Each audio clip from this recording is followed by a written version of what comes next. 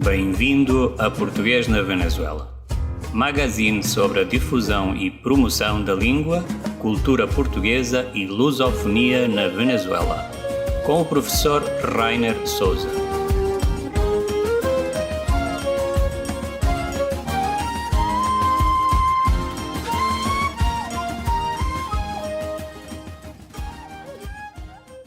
Bom dia, boa tarde, boa noite, depende da hora que nos estiverem a ouvir. O meu nome é Rainer Souza, sou coordenador de ensino português na Venezuela.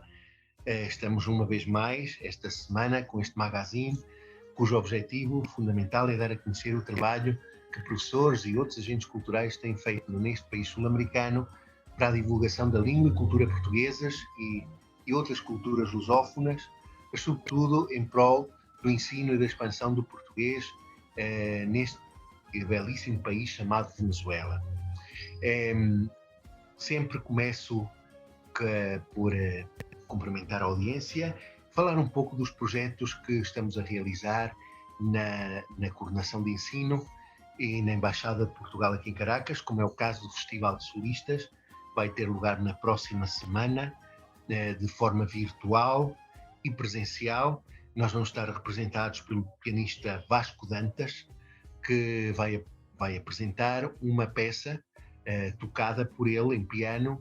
Isso vai ser transmitido pelas redes da delegação da União Europeia aqui em Caracas, e nós na próxima edição do Português na Venezuela falaremos mais sobre isso.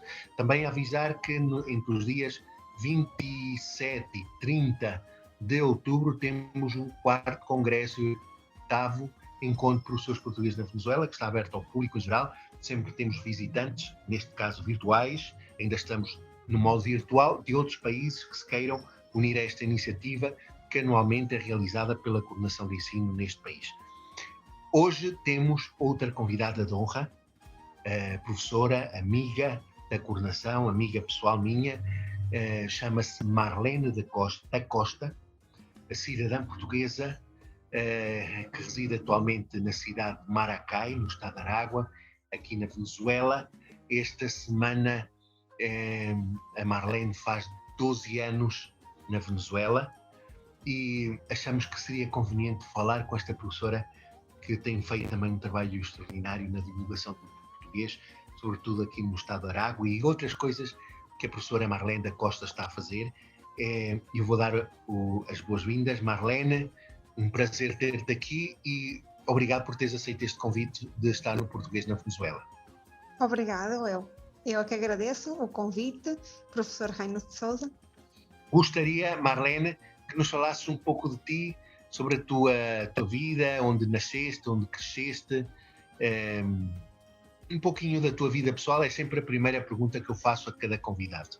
Ok, eu nasci na cidade do Porto, criei-me nessa mesma cidade. Aos 20 anos fui para Lisboa, lá estudei na universidade, na Escola Superior de Educação Almeida Garrett, e sempre trabalhei na cidade como educadora de infância. Terminei a minha licenciatura no ano 2005 e desde então sempre tenho trabalhado como educadora de infância. O último ano que estive em Portugal, em 2008 e 2009, tive a oportunidade de regressar à minha cidade natal, ao Porto. Marlene, e como foi a adaptação de uma cidadã do Porto na capital de Portugal, em Lisboa? Como foi essa adaptação? Sei que foste para Lisboa para estudar. Como é que foi essa adaptação de uma nortenha em Lisboa? Olha, foi muito engraçado porque a pronúncia é muito diferente. Sempre que eu entrava num local comercial notava-se que eu era do norte pela pronúncia, mas gostei bastante. Lisboa é uma cidade grande, é uma cidade que te abre muitas portas a nível profissional. E claro, eu fui com o objetivo de entrar na universidade, logrei, estou feliz por isso. E mais porque sempre consegui trabalho como docente. Todos os anos tinha colocação em colégios privados e sinto-me agradecida a todas as oportunidades que a cidade de Lisboa me brindou a mim a nível particular. Como disse a nossa convidada, nasceu no Porto, estudou em Lisboa, como acabamos de dizer e falar, estudou no SAG. Marlene, o que é o SAG? Explica para nós. A SAG é a Escola Superior de Educação Almeida Garrett. É uma universidade dedicada a formar somente professores em todas as variantes, desde a pré-escolar, a educação física, a matemática, a história. É uma universidade dedicada só a formar educadores de infância e professores na cidade de Lisboa. Vejo que te obtiveste, e tu também disseste, uma licenciatura em Educação de Infância. Por que Educação de Infância? Sempre gostaste de trabalhar com crianças? Sempre foi o teu forte? Sim, sem dúvida, o meu sonho sempre foi trabalhar com crianças a nível de ensino, por isso escolhi essa variante, Educação de Infância. Gosto bastante de trabalhar com as crianças, a dinâmica é diferente de trabalhar com uma criança e com um adulto, e sinto que tenho uma paixão muito grande para trabalhar com as crianças. Exato, e obviamente que isso também te marca, essa afinidade com as crianças, te marca como professora. Depois vieste para a Venezuela, já vamos falar um pouquinho sobre isso, mas nesta semana comentavas nas tuas redes sociais que tinhas feito ou fazias 12 anos de imigrante na Venezuela. Em termos gerais, como tem sido para ti a experiência de vir e viver neste país? Bom, como todo imigrante, ao início é um desafio conhecer uma nova cultura, uma nova língua, uma nova moeda, mas sinto bastante satisfeita, feliz em viver na Venezuela, um país onde me brindou a mim grandes possibilidades como docente, agora recentemente também como tradutora. Eu estou muito feliz de viver na Venezuela e poder ser docente da língua portuguesa na Venezuela. Como foi essa adaptação a terras de Aragua, nomeadamente a Maracay, uma cidade tão diferente do Porto ou de Lisboa, onde tu viveste antes de vir para este país? Não vou dizer que não foi fácil, sim, foi um pouquinho diferente ao início, porque venho de duas cidades completamente diferentes, Porto e Lisboa, à cidade de Maracay, aqui em Aragua, mas pouco a pouco me fui adaptando, como tive também a oportunidade de começar a trabalhar como docente. Penso que isso me ajudou bastante a adaptar-me deste distrito, desta cidade. E agora falando sobre, tu já disseste que a Venezuela te deu a oportunidade de trabalhar no ensino da nossa língua portuguesa. Sei que tens trabalhado em várias instituições de prestígio, como é o caso da Casa Portuguesa de Aragua, e fundaste um clube, o Clube de Português, que foi uma iniciativa tua. O que nos podes dizer destas duas experiências, começando pela Casa Portuguesa de Aragua? Eu passei por 3 instituições, que sem dúvida me brindou a possibilidade de eu ser docente, com os meus conhecimentos que trazia de Portugal como docente. Depois, a Casa Portuguesa teve um convênio com o governo de Aragua, onde eu fui a professora durante esses 2 anos desse convênio. E mais tarde decidi abrir o meu Instituto de Língua Portuguesa e Idiomas Modernos.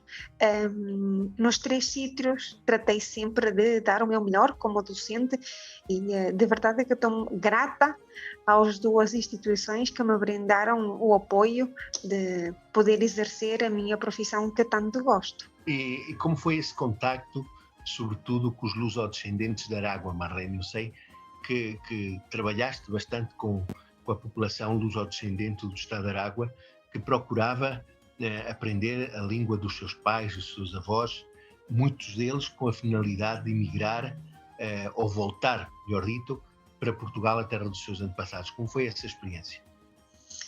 Sim, é verdade. Devo confessar que eu aprendi bastante da cultura madeirense aqui na Venezuela. Ok? Eu em Portugal não tinha tanto conhecimento da cultura, nomeadamente da gastronomia, das tradições da Madeira, e eu aprendi com os lusodescendentes, nomeadamente na Casa Portuguesa. Aprendi bastante com eles dos costumes da Madeira, a gastronomia, as danças, as músicas. A maioria dos lusodescendentes que se procuravam português era por causa da nacionalidade, muitos também porque eram cônjuges e necessitavam por causa da nacionalidade, e muitos deles já regressaram à Ilha da Madeira. Uhum. E como professora de português, ensinando português como língua estrangeira, quais são aquelas áreas do português que tu achas que são mais difíceis de ensinar e de serem aprendidas pelo público de ensino, aquelas pessoas que desejam aprender a nossa língua? Sem dúvida alguma, a parte mais difícil para um jovem que está a aprender uma nova língua, seja ela qual seja, é a gramática. Neste caso, o português vem sendo a gramática, porque a maioria sabe algumas palavras de português, mas não domina a gramática, nem sequer a nível espanhol. Muitas vezes, nós, professores de português, temos que explicar a gramática espanhola para poder, então, eles entender a gramática portuguesa, porque as duas gramáticas têm bastante semelhanças. Tem semelhanças e ao mesmo tempo, não sei se concordas comigo, Marlene, também são diferentes. Há coisas no português que não existem no castelhano. E, exatamente. Às vezes, exato, não é? Por exemplo, o infinitivo pessoal. O infinitivo pessoal não existe na língua castelhana. Não, exatamente. Esse é um tempo onde sempre os alunos tratam de compreender como seria aqui na Venezuela, levando a gramática espanhola, e sempre é essa dúvida, sobretudo no infinitivo pessoal e impessoal, é certo. Uhum. Marlene, agora trabalhas na área da tradução de documentos de português e espanhol. Na tua opinião, quais são os teus maiores desafios ao traduzir um texto para uma destas línguas? Bom, eu trabalho na tradução de nível língua portuguesa e espanhola, é certo? Trabalho a nível legal para Brasil e outros países de língua portuguesa, Portugal e outros países de África. Um grande desafio sempre é cumprir os prazos que o cliente quer. Esse sempre é um grande desafio, porque normalmente os clientes são muito exigentes e querem de um dia para o outro as suas traduções. Mas para além dessas exigências na questão da entrega dos documentos, quais são aquelas dificuldades que tu mais vês quando estás a traduzir um texto, por exemplo, do português ao espanhol ou do espanhol ao português? Há certas nuances que tens que dar ao texto, não é? Para ti, quais são os maiores desafios de um tradutor agora que estás a exercer essa profissão?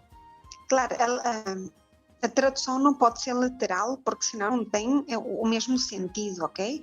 Nós temos sempre que buscar a expressão adequada a cada língua, sim, que tenha o mesmo sentido, sempre buscar a expressão adequada, dependendo se é de espanhol ou se é de português. Exatamente, não se pode traduzir literalmente uma língua para a outra. Isso é muito importante. Por exemplo, quem está a fazer traduções de literatura ou outro tipo de textos que não são os textos legais tem que estar bastante consciente disso. Exatamente, agora, nomeadamente nos tempos verbais, ok? Exato, na parte gramatical, não é? Há certos pormenores que o tradutor não pode esquecer. E tem que conhecer um pouquinho das leis de cada país para poder, então, não ter tanta dificuldade na hora de traduzir. Sim, isso a nível de textos legais que é o teu forte, não é? É a área onde te desenvolves. Uma pergunta sobre isso. Há muito trabalho, Marlene, na Venezuela enquanto a traduções legais na área do português? Sim, há muito trabalho, graças a Deus. Eu sou a única tradutora de português do estado de Aragua e Carabobo. Em Aragua, Carabobo, Lara não há tradutores, eu sou a única. Todos os outros colegas encontram-se na cidade de Caracas. E há bastante trabalho, sobretudo de traduzir de espanhol a português, porque como há uma forte imigração agora a Portugal, em Portugal exigem a tradução dos documentos, nomeadamente certidões de nascimento e de matrimónio. Claro, esse tipo de trâmites é muito procurado pela comunidade. Só te procura entre os teus clientes? Só existem pessoas da comunidade portuguesa ou também existem venezuelanos, brasileiros e de outras nacionalidades? muitos brasileiros que estão no Brasil, os filhos nasceram na Venezuela e necessitam traduzir a sua certidão de nascimento para depois levar para o Brasil, ou ao contrário, e muitos venezuelanos procuram traduzir certidões de nascimento, também bastante registros criminais. É obrigatório levar o seu registro criminal para Portugal quando se vai da Venezuela. Exatamente. É muito boa a informação, por certo. Vamos agora a uma pausa musical. Vamos ouvir um clássico da música portuguesa dos anos 90, por um grande cantor, também é da preferência da professora Marlene da Costa, chama-se Rui Veloso e o tema é lindíssimo, Anel de Rubi. Vamos ouvir este tema lindíssimo e depois voltamos para esta agradável conversa com Marlene da Costa.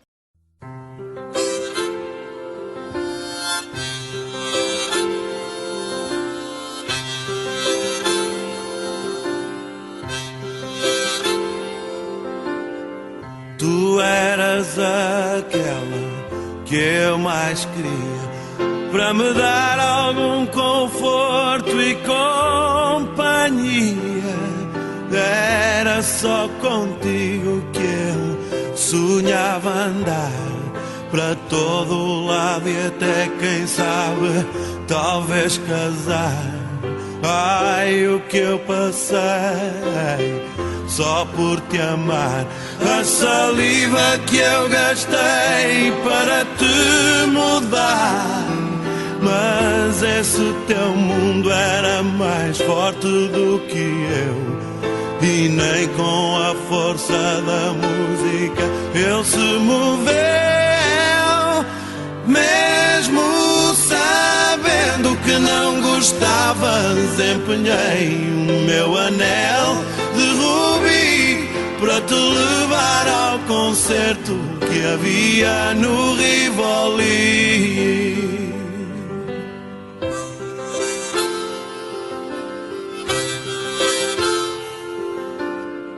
E era só a ti que eu mais queria, ao meu lado no concerto nesse dia, juntos no escuro de mão dada a ouvir aquela música maluca sempre a subir. Mas tu não ficaste nem meia hora, não fizeste um esforço para gostar e foste embora. Contigo aprendi uma grande lição: não se ama alguém que não ouve a mesma canção. Mesmo sabendo que não gostavas, empenhei o meu anel de rubi para te levar ao concerto que havia no Rivoli.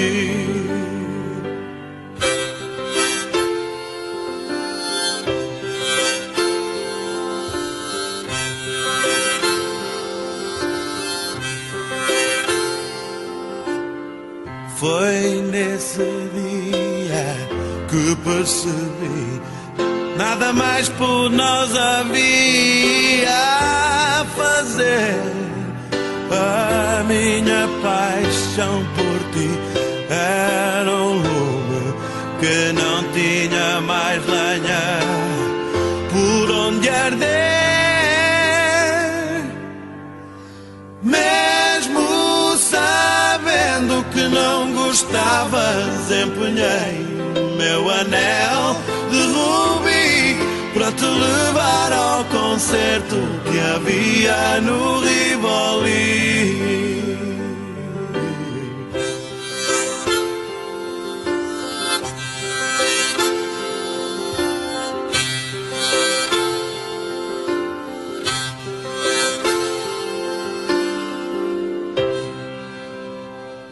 Muito bem, depois de ouvir, Marlene, esta música lindíssima, sim, que acho que tu gostas bastante, não é? Anel de Rubi, sim, cantada por Rui Veloso, por certo é da cidade de Porto. Vamos continuar com esta conversa bastante interessante com Marlene, professora e tradutora português, tradutora oficial. Marlene, quais são os teus projetos para o futuro? O cidadão. Marlene, quais são os teus projetos para o futuro? Os meus projetos para o futuro é continuar a ser professora agora a nível virtual, pela situação pandemia, continuar a ser tradutora e tratar de um dia regressar à minha pátria, mas sempre trabalhando nestas duas áreas. Tradução e ensino, certo? Tradução e ensino. Muito bem. E atualmente o português é cada vez mais procurado como língua de aprendizagem na Venezuela. Por exemplo, já temos falado em outras oportunidades, o estado de Aragua é o estado onde há um maior crescimento de escolas e de estudantes da nossa língua. Na tua opinião, no geral, a que se deve isto? Este interesse pelo português? Bom, eu acho que há três principais razões porque o português é tão procurado nestes momentos na Venezuela. Uma delas é que os nossos profissionais, nomeadamente de medicina e engenheiros, vão ao Brasil fazer pós-graduações e, como tal, precisam de aprender o português. Esse é um grande fator que nós vemos, a necessidade de aprender o português. A outra é a aquisição da nacionalidade, bem seja por avós, bem seja por cônjuges. E a terceira seria, penso eu, pela necessidade de emigrar a Portugal e poder dominar e defender-se em Portugal com a língua, certo? Com o idioma. Temos a necessidade de poder falar para podermos comunicar em Portugal. Exatamente. E és otimista enquanto ao crescimento do português na Venezuela? E se for assim, porquê? Sim, sou otimista. Sou otimista porque hoje em dia se vê um grande entusiasmo da parte dos luso-descendentes em aprender português. Antes não se via tanto esse entusiasmo em aprender a língua. Os pais e dos bisavós, hoje em dia se vê bastante esse entusiasmo e motivação em aprender a língua dos seus descendentes. Exatamente. Há um retorno às raízes e um resgate não só da cultura, das tradições, mas da língua dos seus antepassados. Sem dúvida. Quem quiser, Marlene, aprender português contigo ou precisar de alguma tradução, quais são os teus contactos? Eu posso deixar o meu número de telemóvel, que eu tenho WhatsApp, 0412 467 2857. E também tenho as redes sociais Instagram e Face. O meu Instagram é Tradutor Público de Português. Uhum. Podes novamente repetir o teu número de WhatsApp, telemóvel, para contactos? 0412 467 2857. Muito bem. E no Instagram? Qual é? Podes repetir novamente o nome no Instagram, a conta do Instagram? Tradutor Público Português. Tradutor à portuguesa ou com C, à castelhana? Tradutor normal. Tradutor Público Português com Z. Uhum. Muito bem. Uma última mensagem para os nossos ouvintes? Desejo um bom Natal, já estamos quase no Natal. Sinto-me feliz pela procura da língua portuguesa para aprender cada dia mais. Tenho pena, digamos, que muitos de nós estamos a pensar em retornar em Portugal. Desejo-vos a todos um Santo Natal e boas festas.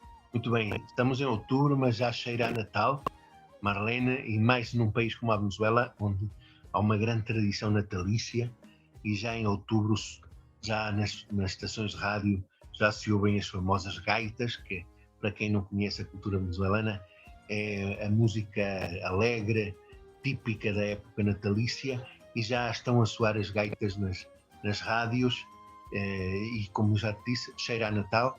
Marlene deseja a todos umas boas festas. Já há iacas. Sim, a iacas. A iacas é o prato típico de Natal da Venezuela. Já estamos a meados de outubro, depois de outubro vem novembro, passa no instante e já estamos em dezembro, mês das festas da quadra natalícia. Muito obrigado, Marlene. Muitas felicidades para ti nestes 12 anos tão produtivos que tens na Venezuela. A continuação de um bom trabalho, de um excelente trabalho e todas as felicidades para a tua vida profissional e pessoal. Muito obrigada e obrigada pelo convite, professor Rainer de Souza. Depois desta agradável conversa com Marlene da Costa, vamos falar agora um pouquinho sobre o reinício das aulas, ainda virtuais, na Venezuela, mas que nem por isso significa a diminuição ou a estagnação dos números de estudantes que procuram cada vez mais o estudo do idioma português. E vamos esta semana e nas próximas semanas falar mais sobre o tema. Hoje vamos falar com Mérida, com os professores que moram em Mérida, Dalila de Cairas, Yuri Martins e Manuel Simba, que nos vão falar sobre o atual crescimento do ensino português em escolas como o Colégio La Salle e o Colégio La Presentación, na capital do estado de Mérida. Eu sou Dalila de Caires, sou professora e advogada. Sou venezuelana, luso-descendente. Faço parte desta aventura no ensino da língua portuguesa, pelo convite feito pela cônsul doutora Auriester Pinto, quem levou-me ao colégio La Presentación, colégio regentado pelas Irmãs da Caridade, dominicas da Apresentação da Santíssima Virgem. É um grato prazer impartir, dentro da área das línguas estrangeiras, de forma regular, a língua portuguesa e os rasgos culturais dos países lusófonos, na educação meia geral, 3º, 4º e 5º ano. Hoje temos 130 alunas. Muito bom dia a todos. O meu nome é Yuri Domingos Gaspar Martins, sou cidadão angolano e vivo na Venezuela há mais de 10 anos. Atualmente, desempenho-me como professor de português no Colégio La Salle, Estado Mérida. Tem sido uma experiência gratificante, já que é notável o interesse, a participação dos estudantes na aprendizagem da língua portuguesa. Para termos uma ideia, com relação aos números, no ano passado estavam inscritos 198 estudantes, já para este ano letivo, o número aumentado para 596 estudantes. Este crescimento é resultado do trabalho que se tem realizado, o qual nos motiva cada vez mais a expandir e divulgar a língua portuguesa em Venezuela e, em particular, no estado Mérida. Muito obrigado a todos. Feliz quinta-feira. Muito bom dia, meus estimados. Sou Manuel Armando Baltazar Simba, de nacionalidade angolana. Vivo na Venezuela há mais de 10 anos. O português no estado de Mérida tem causado um impacto positivo no crescimento do mesmo, já que é um dos idiomas que está na gênese das línguas mais faladas no mundo. Em Mérida tem sido uma das matrizes principais. O crescimento é notável significativamente. Há muita gente interessada na formação do português com um fim estratégico comercial e cultural. E o Colégio La Salle tem sido um exemplo fundamental naquilo que é o crescimento do mesmo. Obrigado a todos.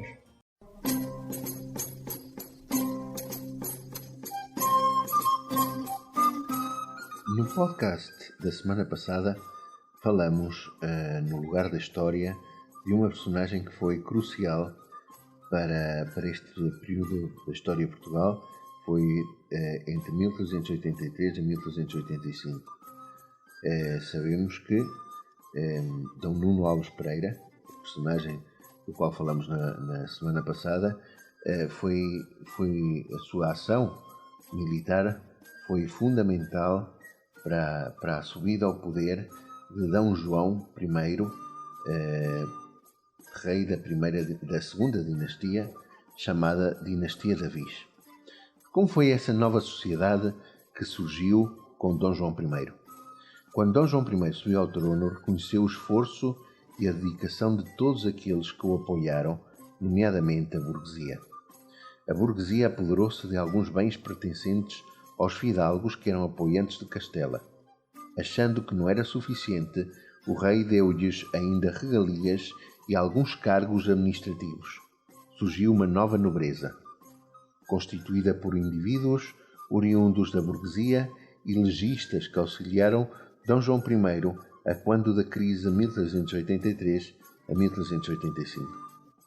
Esta nova nobreza passou a usar armas e brasões à semelhança do que acontecia com as antigas famílias nobres. Enquanto ao povo, Dom João I concedeu privilégios em diversos casos, pelo que se apoiou no povo para nele concentrar a sua autoridade. Os representantes do povo passaram a fazer parte do Conselho do Rei, mantiveram assento e preponderância nas cortes e passaram a desempenhar funções públicas que até aqui eram ocupadas por membros da nobreza. Em consequência, os rendimentos de alguns aumentaram e o nível de vida melhorou, de certa forma. Como agradecimento pela ajuda prestada, Dom João I fundou a Casa dos 24, que era uma assembleia ou corporação da qual faziam parte 12 grêmios dos principais ofícios portugueses. Entre os vários ofícios havia os ourives, os sapateiros, os alfaiates, os tanoeiros, entre outros. Cada grêmio tinha de eleger 2 representantes da sua profissão e, como os grêmios eram 12, existiam então 24 representantes. Estes representantes elegiam um chefe ou presidente que era chamado juiz do povo e queria apresentar ao rei as reclamações das várias profissões. Também foi necessário estabelecer alianças. Dom João I pretendeu reforçar as relações de Portugal com a Inglaterra, de modo a obter um aliado contra Castela, pelo que foi essencial a ação dos delegados portugueses em Londres. A ideia de um acordo anglo-luso foi recebida com grande entusiasmo pelo Duque de Lancaster, em inglês Lancaster, que além de pretendente ao trono de Castela, via com bom agrado as vitórias portuguesas em relação a Castela. O rei Ricardo II de Inglaterra acedeu ao apelo de Dom João I e assinou, a 9 de maio de 1386, um tratado de paz e aliança entre os dois reinos, que compreendia também o auxílio mútuo em caso de guerra. Trata-se do Tratado Windsor, ainda hoje em vigor. A assinatura do tratado entre Portugal e Inglaterra foi reforçada com o casamento de Dom João I com Dona Filipa, filha do Duque de Lancaster, realizada 2 de fevereiro de 1387, na sé do Porto. Dona Filipa Lancaster era dotada de grande formosura, muito culta, modesta e piedosa. Terá sido um exemplo de esposa, mãe e rainha. Quando Dona Filipa veio para Portugal, trouxe consigo hábitos, costumes e uma cultura que transmitiu à sua corte, em especial aos seus filhos. Este foi o lugar da história desta semana. Ao fechar esta edição, soubemos de maneira lamentável o falecimento do padre Alexandre Mendonça, Monsenhor Alexandre Mendonça, chefe da Missão Católica Portuguesa na Venezuela, amigo da Embaixada e de todas as iniciativas culturais realizadas não só pelo Corpo Diplomático Português acreditado na Venezuela, mas também pelas associações, era bastante conhecido pelas associações e comunidade portuguesa em geral. Os meus sentidos pêsames à sua família e amigos. Gostaríamos de terminar este podcast prestando uma homenagem ao Monsenhor Alexandre Mendonça, ouvindo um tema interpretado por ele e pela nossa querida André Imaginário, ouvindo primeiramente uma bênção dada por ele e também esse tema que ele tanto gostava e cantou com André Imaginário, Senhora Nossa, Senhora Minha. Ficamos com este tema para fechar o podcast desta semana. Voltaremos para a próxima semana na próxima quinta-feira com mais de Português na Venezuela.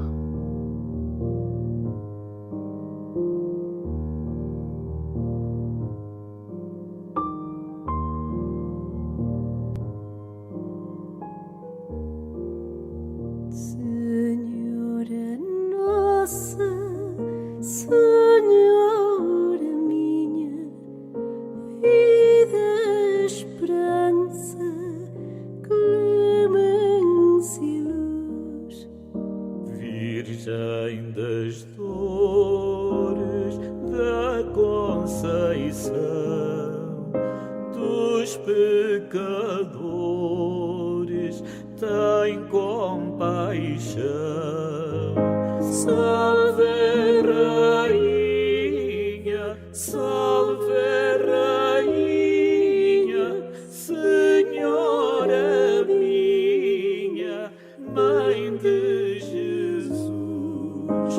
Salve, Rainha, salve, Rainha, Senhora minha, Mãe de Jesus.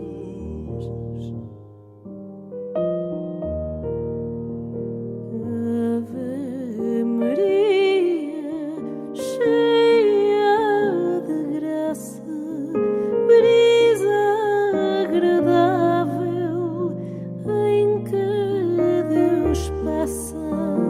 Bendito o fruto em ti gerado, ó Mãe divino, Deus revelado. Salve, Rainha, salve, Rainha, Senhora minha, Mãe de Jesus.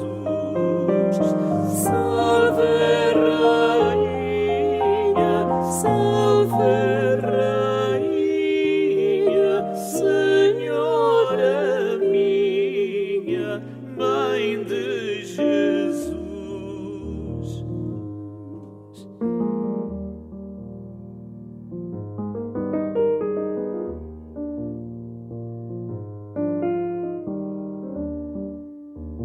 Em ti o homem nasce de novo, dos povos todos nasce um só povo. De ti, Senhora, nasce a Igreja, tua bondade